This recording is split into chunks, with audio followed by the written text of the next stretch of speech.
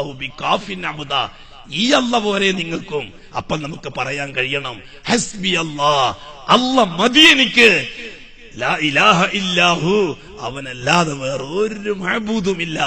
എന്തുകൊണ്ട്? വഹുവ റബ്ബുൽ അർശിൽ അദീം, അവൻ അർശിന്റെ റബ്ബാണ്, അവനെല്ലാ അധികാരമുണ്ട്, അവനെ ചോദ്യം ചെയ്യാൻ ആരുമില്ല, അവനെ ഭരിക്കാൻ ആരുമില്ല, അവനാണ് അർശിന്റെ റബ്ബ്, അവനെയാണ് ഞാൻ പിടിച്ചിരിക്കുന്നത്.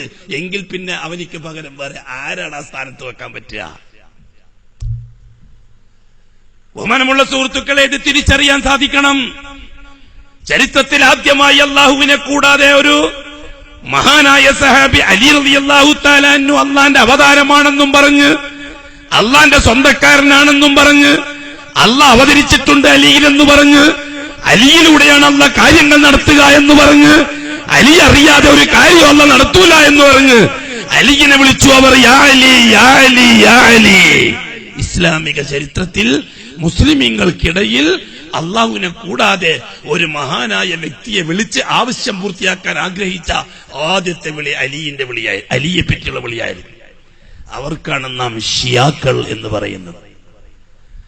ബഹുമാനമുള്ള സുഹൃത്തുക്കളെ, തുടർന്ന് ചരിത്രം മുന്നോട്ട് പോയി. അലിയിൽ നിന്ന് വിഷയം ഹുസൈനിലേക്കെത്തി. കർബല രക്തക്കളത്തിൽ ഹുസൈന്റെ രക്തസാക്ഷിത്വം താങ്ങാൻ കഴിയാത്ത ഷിയത്തു അലിയുടെ രണ്ടാം തലമുറക്കാരായ തീവ്രവാദികൾ ഹുസൈനെയാണ് ആ സ്ഥാനത്തിറക്കിയത്. തൽക്കാലം അലിയെ വിട്ടു. ഇപ്പോൾ അവരെ വിളിച്ചു, യാ ഹുസൈൻ യാ ഹുസൈൻ യാ ഹുസൈൻ. ലൈറ്റും കെടുത്തിട്ട് 1000 അല്ല 10,000 തവണ വിളിച്ചു. അവർ വിളി മാത്രമല്ല, വാള് കൊണ്ടവർ കൊത്തി, ബ്ലേഡ് കൊണ്ടവർ മുറിച്ചു. അതെ, യാ ഹുസൈന്റെ പാർട്ടി കുത്തിനും മുറിയിനും എത്തിയില്ല, അവർ വെറും വിളിയിൽ മാത്രം. യാ ഹുസൈന്റെ പാർട്ടി കുത്തിനും മുറിയിലും എത്തി. അത് നമ്മളത്തേക്ക് എത്തിയ രീതിയാണ് നാം പഠിക്കേണ്ടത്. യാ ഹുസൈൻ യാ അലി, ഇതായിരുന്നു നൂറ്റാണ്ടുകളോളം ഈ മുസ്ലിം ഉമ്മത്തിലെ വിഘടിതർ അള്ളാഹുവിന് പകരം ഈ ഉമ്മത്തിനെ പരിചയപ്പെടുത്തി കൊടുത്ത ശക്തികൾ. അവരെ ഹജ്ജിന്റെ വേളയിലും വിളിച്ചു, യാ ഹുസൈൻ യാ ഹുസൈൻ, അലി യാ അലി യാ അലി. പ്രസവ വേദന വിട്ട് കിടക്കുന്ന പെണ്ണിന്റെ മുമ്പിൽ പെട്ട് വിളിക്കാൻ പറഞ്ഞു, യാ ഹുസൈൻ യാ അലി. രോഗം പിടിച്ച് കിടക്കുന്നവർക്ക് പോയിട്ട് വിളിക്കാൻ പറഞ്ഞു, യാ അലി യാ അലി. പുരോഹിതന്മാര് നേർച്ചയാക്കാൻ പറഞ്ഞു അലിയെ വിളിക്കാൻ. രോഗം പിടിപെട്ട് കിടക്കുന്ന ഉമ്മമാരോട് പോയി 1000 തവണ 10,000 തവണ അലിയെ വിളിച്ചാൽ അലി ഹാജരാകും, അലി അള്ളാന്റെ അവതാരമാണ്. വിളിപ്പിച്ചു അവർ അലിയെ. അത് കഴിഞ്ഞിട്ട് ഹുസൈനെ വിളിപ്പിച്ചു അവർ. ഏതാണ്ട് കുരിശ് വിപ്ലവം വിജയിക്കുന്ന കാലം വരെ, 16-ാം നൂറ്റാണ്ട് വരെ, കുരിശ് വിപ്ലവം വിജയിക്കുന്നത് വരെ വിളിപ്പിച്ചു സമൂഹത്തെ കൊണ്ട് പേർഷ്യൻ രാജാക്കന്മാർ. പേർഷ്യയിൽ നിന്ന് ഇന്ത്യയിലേക്ക് വന്ന രാജാക്കന്മാർ, ആ രാജാക്കന്മാരെ താങ്ങി നിർത്തിയ പുരോഹിതന്മാർ, അവരാണ് യാ ഹുസൈനെയും യാ അലിയെയും ഇന്ത്യയിലേക്ക് ഇറക്കുമതി ചെയ്തത്. ഇന്ത്യക്കാർക്ക് പരിചയമില്ലാത്തൊരു ഇന്ത്യൻ മുസ്ലിമീങ്ങൾക്ക്, ഇന്ത്യൻ മുസ്ലിമീങ്ങൾക്ക് അള്ളാഹു അല്ലാത്തവരെ വിളിച്ച് ശീലമില്ല. ഇസ്ലാം കിട്ടിയ നാള് മുതൽ അവർ അള്ളാഹു അല്ലാത്തവരെ വിളിച്ച് ശീലമുണ്ടായിട്ടില്ല. അവർക്ക് അങ്ങനെ ഒരു പരിശീലനം ഇസ്ലാമിക സമൂഹത്തിൽ നിന്നുണ്ടായിട്ടില്ല. മുഹമ്മദ് ബിൻ ഖാസിമു സഖഫി വടക്കേ ഇന്ത്യക്കാർക്ക് അത് പഠിപ്പിച്ചിട്ടില്ല. മാലിക്കുദ്ദീനാർ റഹ്മത്തുള്ളാഹി അലൈഹി കേരളക്കാർക്കും അത് പഠിപ്പിച്ചിട്ടില്ല. മധ്യകാലഘട്ടത്തിൽ പേർഷ്യക്കാർ രാജ്യം ഭരിക്കുന്നവരായി നമുക്കറിയാം. ഇസ്ലാമിക ചരിത്രം മുഹമ്മദ് മുസ്തഫ തങ്ങളിൽ നിന്ന് ആദ്യത്തെ 400 കൊല്ലക്കാലം ഇസ്ലാമിന്റേതാണ്. ആ 400 കൊല്ലക്കാലം ഒരു മുസീബത്തുമില്ലാതെ മുന്നോട്ട് പോയി. മഅസിയത്തുകളും ഫിസ്കുകളും ഉണ്ടായിരുന്നു.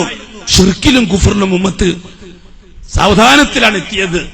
വളരെ രഹസ്യമായിട്ടാണ് എത്തിയത്. 400 കൊല്ലക്കാലം. രണ്ടാമത്തെ 500 കൊല്ലക്കാലം മുസ്ലിം ഭരണാധികാരികളുടെ കാലഘട്ടമായിരുന്നു. ആ കാലഘട്ടത്തിലാണ് പൗരോഹിത്യത്തിന്റെ സപ്പോർട്ടോടെ പേർഷ്യൻ രാജാക്കന്മാർ സമൂഹത്തെ വിവരക്കേടിലും ജഹാലത്തിലും തളക്കാൻ തുടങ്ങിയത്.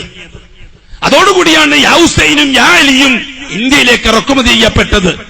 ഇന്ത്യ രാജ്യത്തുള്ള ജനങ്ങൾ, വടക്കേ ഇന്ത്യയിലെ ജനങ്ങൾ, പ്രത്യേകിച്ചിട്ട് സൂറത്ത് പോലെയുള്ള സ്ഥലം, അഹമ്മദാബാദ് പോലെയുള്ള സ്ഥലം, അവിടെയുള്ള പൗരാണിക മുസ്ലിമീങ്ങൾ, 600, 700, 1000 കൊല്ലം മുമ്പുള്ള മുസ്ലിമീങ്ങൾ ലൈറ്റും കെടുത്തിട്ട് അവർ യാ അലി വിളിച്ചു, യാ ഹുസൈനെ വിളിച്ചു. അവർ അവിടെ ആവശ്യങ്ങൾ ആ രീതിയിൽ പൂർത്തിയാക്കാൻ അള്ളാഹുവിന് പകരം അവർ ശീലിച്ചു.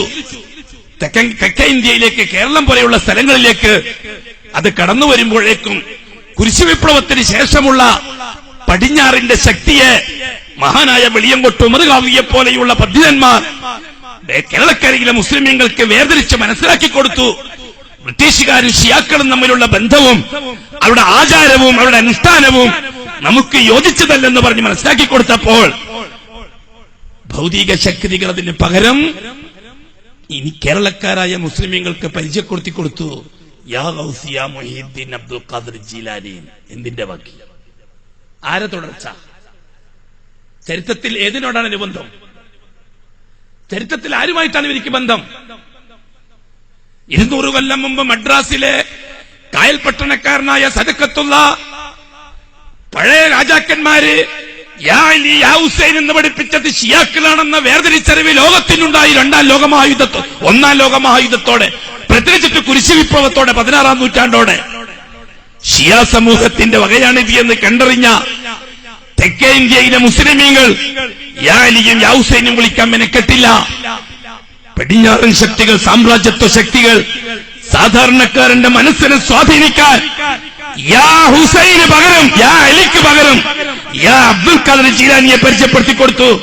യാ ഹുസൈന് പകരം യാ അഹമ്മദ് അൽ കബീർ റിഫായിയെ പഠിപ്പിച്ചു കൊടുത്തു. അതുകൊണ്ട് എന്താ സംഭവിച്ചത്? അലിയിനെ വിളിക്കുന്നവർ അവർ അക്രമത്തിന് മുതിർന്നില്ല, അവര് വാളും കൊന്നും കൊണ്ട് കുത്തിയില്ല. അതുകൊണ്ട് മുഹമ്മദ് അബ്ദുൽ ഖാദിർ ജീലാനിയുടെ വഴികളിൽ റാത്തീബിന്റെ ദിക്റയുണ്ടായുള്ളൂ, കുത്തുമുറി ഉണ്ടായില്ല. എന്തുകൊണ്ട്? അലിയിൽ നിന്ന് കിട്ടിയവർ. നേരെ മറിച്ച് ഹുസൈന്റെ അനുയായികൾ അവർ വാളും കുത്തും മുറിയും കൊണ്ടവരാ. അവർ റിഫായി ഷേഖിന്റെ പേരും പറഞ്ഞ് കുത്രാത്തീബ് ഉണ്ടാക്കി. ആരോടാണ് ചരിത്രപരമായ യോജിപ്പ്? ആരുമായിട്ടാണ് ചരിത്രപരമായ ബന്ധം? ഇവിടെയാണ് നാം ഒരു വേർതിരിച്ചറിവിന് തയ്യാറാവേണ്ടത്. ഇവിടെയാണ് ഇൽമും ജഹലും തമ്മിൽ വേർപിരിയേണ്ടത്. പൗരോഹിത്യം വേർതിരിക്കാൻ മെനക്കെടൂല. കാരണം പൗരോഹിത്യത്തിന്റെ ആർത്തി തീരാനും അലസ തീരാനും കാമം തീരാനും തീർച്ചയായിട്ടും ഈ സമൂഹത്തിലെ സാധാരണക്കാരന്റെ വിവരക്കേടിനെയും വിശ്വാസക്കുറവിനെയും ചൂഷണം ചെയ്യേണ്ടതുണ്ട്. അതുകൊണ്ട് തന്നെ അറിവിന്റെ തിരമാലകൾക്കുള്ളിലേക്ക് കടന്നു ചെന്ന് ഇൽമും ജഹലും വേർതിരിച്ചറിഞ്ഞ് മരിക്കുന്നതിനു മുമ്പ് പൂർവീകന്റെ പാതയിലേക്ക് തിരിച്ചു പോകാൻ നമ്മളെ കൊണ്ട് സാധിക്കണം. അത് തൗഹീദിന്റെ വഴിയാണ്, ലാ ഇലാഹ ഇല്ലല്ലാഹയുടെ വഴിയാണ്. അത് അന്വർത്ഥമാക്കണം. അതിന് റിസാലത്തിന്റെ വഴി, മുഹമ്മദുർ റസൂലുള്ളാഹിന്റെ വഴി, ലാ ഇലാഹ ഇല്ലല്ലാഹ് മുഹമ്മദുർ റസൂലുള്ളാഹ്. ലാ ഇലാഹ ഇല്ലല്ലാഹയിലെ ഷഹാദ, മുഹമ്മദുർ റസൂലുള്ളാഹിയിലെ ഷഹാദ, ആ 2 ഷഹാദത്ത് മുന്നിൽ വെച്ചുകൊണ്ട് നാം നമ്മുടെ ഭാവിയെ സംബന്ധിച്ച് തീരുമാനമെടുക്കണം. എന്റെ നഫ്സോടും ഇരിക്കുന്ന നിങ്ങളോടും ഒരു ഗുണകാംക്ഷി എന്ന നിലക്ക് പ്രാമാണികമായി ഒരു നസീഹത്ത് മാത്രം, ഒരു ഗുണകാംക്ഷ മാത്രം, ഇൻഷാ അല്ലാഹ് സുമ്മ ഇൻഷാ അല്ലാഹ് വിശദമായി അള്ളാഹു വല്ല അവസരവും തരികയാണെങ്കിൽ നമുക്ക് ആ സമയത്ത് സംസാരിക്കാം. ഇപ്പോൾ ഈ മുഖവുരയിൽ നിങ്ങളെ ശ്രദ്ധയെ ഞാൻ കേന്ദ്രീകരിപ്പിക്കും. പ്രകാശിക്കുന്ന ഈമാൻ അള്ളാഹു നസീബാക്കി തരട്ടെ. ഏറ്റവും നല്ല പ്രകാശിക്കുന്ന അവസ്ഥ മരിക്കുന്ന നേരത്താക്കി തരട്ടെ. സുന്നത്തും ഫർളുമായ അമലുകളെ കൊണ്ട് അള്ളാഹു നമ്മുടെ ഈമാൻ ഖുവ്വത്തും താഖത്തും ഉള്ളതാക്കി കബൂലാക്കട്ടെ. നമ്മുടെ രോഗികൾ, ക്യാൻസർ രോഗികൾ, കിഡ്നി രോഗികൾ, ഹാർട്ട് രോഗികൾ, ട്യൂമർ രോഗികൾ, മാനസിക രോഗികൾ, അപസ്മാര രോഗികൾ, ചെറുതും വലുതുമായ രോഗങ്ങളെ കൊണ്ട് ബുദ്ധിമുട്ടുന്നവർ, ചെറിയവർ വലിയവർ, ആണുങ്ങൾ പെണ്ണുങ്ങൾ, മുസ്ലിമീങ്ങൾ അമുസ്ലിം